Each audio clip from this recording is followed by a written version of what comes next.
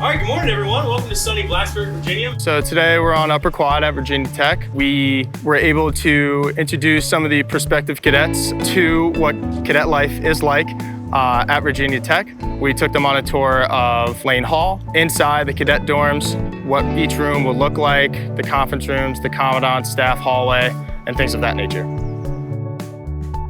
So when I first heard that we were having in-person tours again, I was absolutely thrilled because I remember being in their shoes not that long ago and really seeing the campus and seeing what cadet life was like at Virginia Tech was a huge help to me in deciding where I wanted to go for college.